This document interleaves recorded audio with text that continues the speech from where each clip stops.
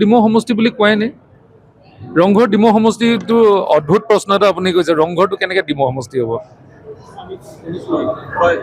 ৰংঘৰ ডিমৌ সমষ্টি হ'বলৈ হ'লেচোন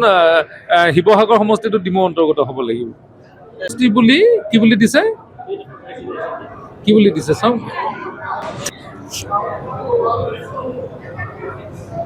ডিমৌ সমষ্টিৰ অন্তৰ্গত আহোম ৰাজত্বৰ সাক্ষী ইতিহাস চিহ্ন কীৰ্তিচিহ্ন কাৰেংঘৰ পুনৰুদ্ধাৰ প্ৰকল্প হ'ব লাগিছিলে ৰংঘৰৰ সংৰক্ষণ ইতিমধ্যে হৈয়ে আছে হয়তো ভুল বশতত লিখিলে এইটো কেতিয়াবা আপোনালোকে শুধৰণি কৰিব পাৰে শিৱসাগৰখন যদি মই দিছপুৰ নিচিনা বুলি কৈ দিওঁ কেতিয়াবা শুধৰণি কৰি ল'ব আৰু তাতে নহ'লে মানে গম পোৱা যায় আৰু এইবিলাক কেতিয়াবা ৰংঘৰটোৰ আমাৰ তাত নহয় কিন্তু কাৰেংঘৰটো হয় ডিমৌ সমষ্টিৰ অন্তৰ্গত হয় কাৰেংঘৰ হয় ৰংঘৰটো আচলতে কেতিয়াবা যোনে লিখে আমিও কাৰোবাক কৈ লিখাওতো সেই লিখোঁতে কেতিয়াবা ভুল হৈ যাব পাৰে কিন্তু কাৰেংঘৰৰ মানে সৌন্দৰ্য বৰ্ধনৰ কাৰণে যিখিনি আমি ইলেকশ্যনত কৈছিলোঁ তাৰ কাৰণে এইবাৰ বাজেটত তাত ধাৰ্য কৰা হৈছে